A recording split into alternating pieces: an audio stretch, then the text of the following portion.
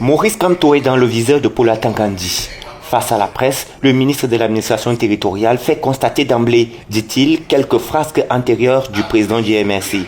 Non seulement il a boycotté les élections, mais il a tenu une conférence de presse pour justifier le bien fondé de sa décision de boycotter le double scrutin du mois de février 2020.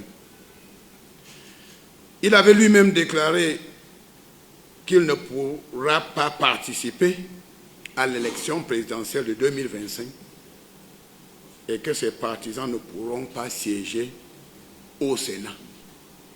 Plus tard, cet homme politique, fidèle à sa logique de désordre, a fait notre point de presse où il dit, je cite, « En 2025, s'ils essayent, ce qui arrivera va arriver. Tout va se gâter et les survivants vont arranger le pays. » Aussi dénonce-t-il les plaintes successives contre Elekam. Plus grave, il appelle ses partisans à la révolte populaire si le scrutin n'est pas organisé à son goût. Récemment,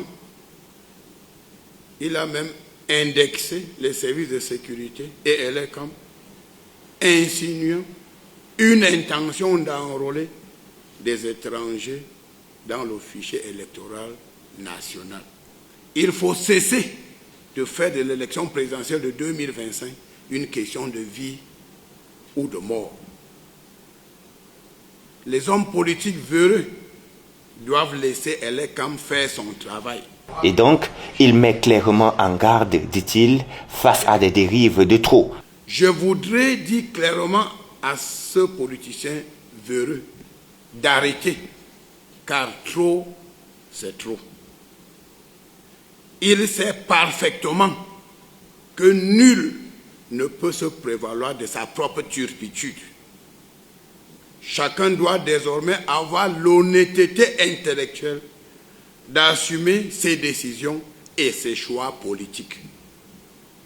On vous donne de la nourriture dans un plat et vous décidez de manger à terre.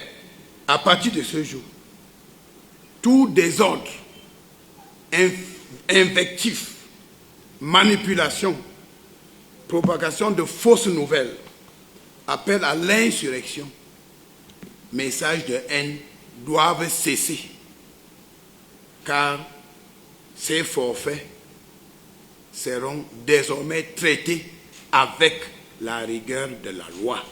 Si cette personne persiste dans la logique de provocation, de manipulation, de dresser les Camerounais les uns contre les autres, il va une fois de plus terminer sa course dans le pays de si je savais. Et cette fois-ci, dans le pays de si je savais, le séjour sera long. Il sera même très long. La mise en garde est par ailleurs adressée à tous les hommes politiques qui agiront en marge de la loi.